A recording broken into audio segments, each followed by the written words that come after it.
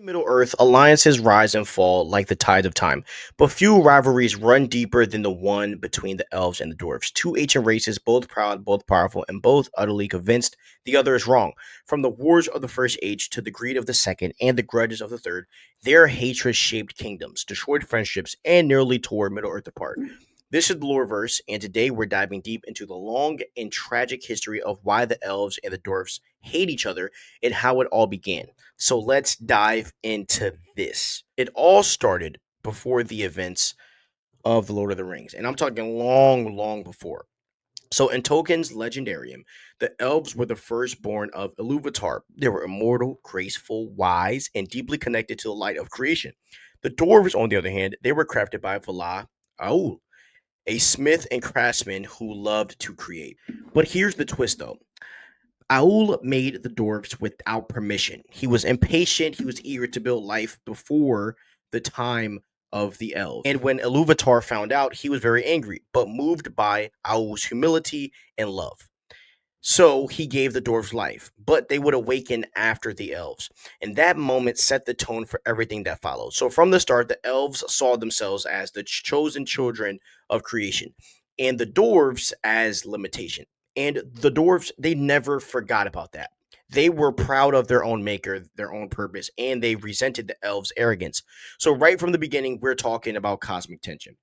Now, despite their differences, there were times when elves and dwarves worked together. In the first age, they actually cooperated to create some of Middle Earth's greatest wonders. For example, the dwarves of Nugrod and Belagost helped King Thingol of Doriath craft the legendary Aglamir, the necklace of the dwarves, a stunning treasure that would become the heart of their hatred. When Thingol asked the dwarves to set a Silmaril, one of the holy jewels of the Valar, into the necklace, the dwarves did it.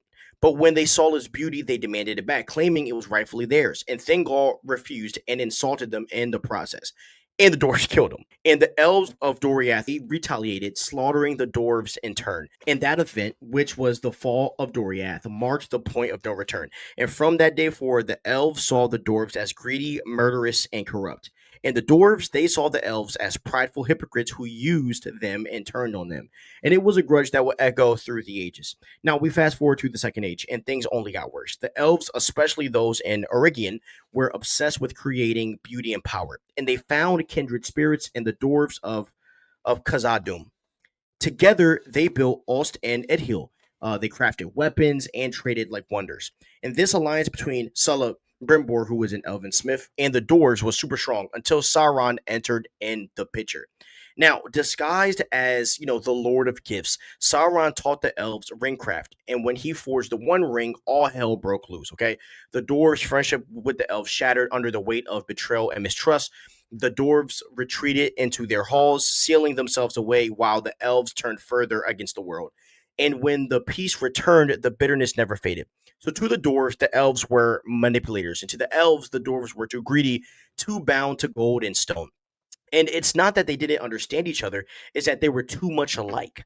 They were both proud, both stubborn, and both unwilling to admit that they are both at fault. And by the time we reach the Lord of the Rings, thousands of years have passed, and that hatred still lingers. So when Gimli meets Legolas in the Fellowship of the Ring, you can feel the tension instantly, right? They're polite but kind of cautious. Gimli doesn't trust the elves, and Legolas doesn't trust the dwarves. Even Elrond hesitates to include a dwarf in the Fellowship. That's how deep the grudge runs. But what's beautiful about the Lord of the Rings is how that old hatred starts to break down. And through the journey, right, Gimli and Legolas, they become true friends. A bond so strong it outlives the War of the Ring. They see past the old grudges and come, to respect each other. In fact, after the war, Gimli even goes with Legolas to the Undying Lands, and he was the first dwarf ever allowed to do so. And that's Tolkien's whole entire message right there. That reconciliation, while rare, it is still possible. And at its core, the rivalry between the elves and the dwarves isn't just about greed or pride, it's about worldview. The elves are immortal. They love stars, the forest, and, they're super eternal, right? And the dwarves are mortal. They love the earth, they love the stone, and they love the craft. One looks up, the other looks down, and they both think their way is right. And they're mirror images of each other, reflections distorted by jealousy, misunderstanding, and pain. And their hate isn't born of evil, is more born of fear. The fear of being forgotten, the fear of being overshadowed, and the fear that one's creation or one's beauty isn't enough. And that makes their story deeply human, even in a world of gods and magic. So when you watch Gimli and Legolas side by side, remember that friendship wasn't just two warriors bonding, it was the breaking of a curse, an end to thousands of years of bitterness forged through trust and battle and laughter. And the elves and the dwarves may have hated each other for ages, but in the end, they prove that even the oldest grudges can fade. Now, this has been the LoreVerse, exploring the stories behind the stories of Middle Earth. If you love deep dives into Tolkien's lore, hit that like button, subscribe, and tell us in the comments whose side are you on, the elves or the dwarves. Stay crispy and peace out.